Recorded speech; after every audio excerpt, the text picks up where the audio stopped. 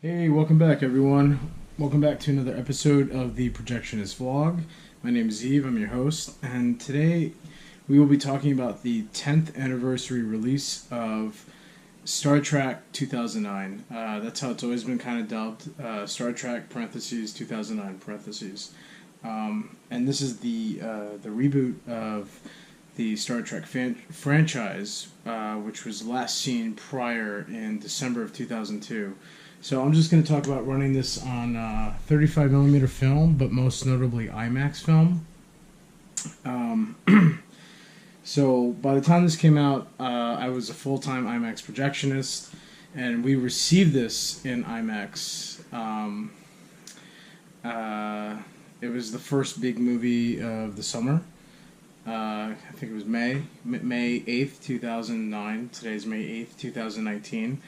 And we received the movie. It was 2D. I did not assemble it, but I did run this movie nonstop from Thursday pre-shows, which is not midnights, but they're like 7 p.m., 8 p.m. shows and stuff like that. And I ran the IMAX. I was scheduled in IMAX from Thursday night for the pre-shows all the way until Sunday night. So Thursday night, and then I had Friday 18 hours, Saturday 18 hours, and Sunday 18 hours. But I had the whole week after that off. So I remember running this movie into the ground like crazy. I just, because I ran it so much, I don't really want to watch it. I just have this in the background just to, have something. But I did, over the years, when we got rid of the print, I did manage to keep some souvenir IMAX film. Now, this wasn't a movie shot with IMAX cameras. It was the second one. And this was the summer '09, was after The Dark Knight, Dark Knight was the first Hollywood movie to use IMAX cameras, and Star Trek Into Darkness shot some of that with IMAX film cameras. But here's some souvenir, I guess, trash film you can use as leader or tail, like when you're running a movie. You just like add extra film to thread up with and stuff. It gives you more slack. But if you can see, that's Spock. Now that's IMAX DMR. So as you can see, the black bars on the top and bottom, that means that it is not real IMAX. It is, it'll be presented on an IMAX screen, and it'll look great, crisp and clear, but it won't fill up the screen because it wasn't shot in that aspect ratio, if you can see that. And I've showed that before in when I covered The Dark Knight last July, for its 10th anniversary, and I had the Heath Ledger footage right there, as you can see. So this is pretty cool to like have. Look at that. Captain Kirk and Spock, Chris Pine, and Zachary Quinto. That's his name. So yeah, we ran this movie into the ground. It did very well. From what I understand, people were pretty divided over it because I think they changed the timeline. I like Star Trek movies. I like the older ones. I think the new ones are fun, but I can kind of see that they're making them, like every 5 years, 6 years now, and it's kind of just losing its interest. It's kind of like a James Bond movie. This is cool. This is IMAX DMR footage of Leonard Nimoy, if you can see him, as old Spock talking to Captain Kirk, I guess when they meet up. So now I think for 35mm I did run a couple interlocks when I was doing the IMAX, and the managers didn't have anybody. They didn't have anyone on duty that night to run interlocks for Star Trek.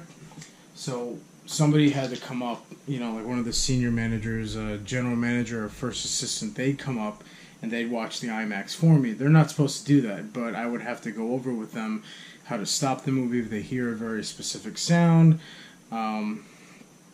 If they hear like a crunching sound or something is ripping or you hear an alarm go off and the picture goes off.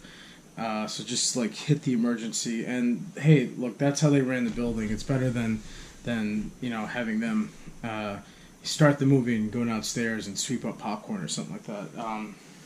But I did interlocks for this movie. It was one of the last movies I did interlocks for.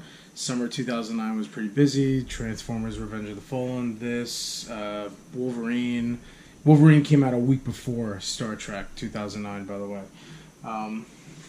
Now over here, I've collected. I still have a 35mm trailer for Star Trek.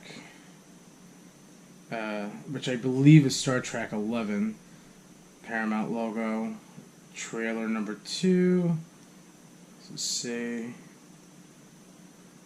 just place on appropriate movies, doesn't say what movie it's for, but yeah, I was able to hold on to this, so I'm a huge Star Trek fan.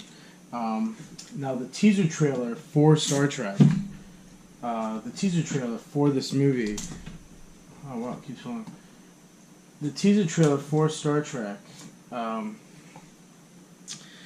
played on prints of Cloverfield. You can find the teaser trailer on YouTube, and it's really cool.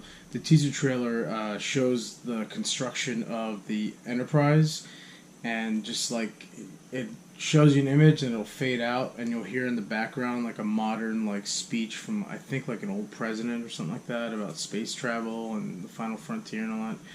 Or any kind of frontier. And it was a great trailer, and like one of the shots is you see a guy take off his goggles, and you can he's amazed by like the marvel of the ship. And that was a teaser trailer attached to Cloverfield, and it advertised Star Trek coming out Christmas 2008. It didn't come out 2008, as I've mentioned before. But you can find that trailer online somewhere. And if you do have it on film, hold on to it. It's a good trailer. Now, this is the first and last movie. No, this is the second Star Trek movie I ran on film, and this is the last Star Trek movie I ran on film. The next Star Trek movie I ran after this, or I've operated, was Star Trek Into Darkness in IMAX and digital 3D and regular digital and digital 3D. So Star Trek 2009 was the second Star Trek movie I ran on film, and the last one. Now the first Star Trek movie I ran on film was in December of 2002. That was the year I became a projectionist, and I still have a trailer for that right here. Star Trek Nemesis scope. Trailer 1, turns appreciated, Paramount logo, 90th anniversary, 2002. You saw a lot of Paramount movies with the 90th anniversary logo on it. So Star Trek Nemesis, telling you to be placed on certain movies. But yeah, this was the first Star Trek movie I ran on film, and I remember that was the one with the Next Generation crew. And I remember it was like mid-December it came out, and nobody showed up. That movie made like no money. I still liked the movie. I thought it was okay. And Tom Hardy's in it, by the way. So that's very early film footage with Tom Hardy in it. And he's the bad guy, too. So, alright guys, that's pretty much it for the 10th anniversary of Star Trek 2009. Please like, subscribe, comment in the comment section below, share, and thank you so much for watching.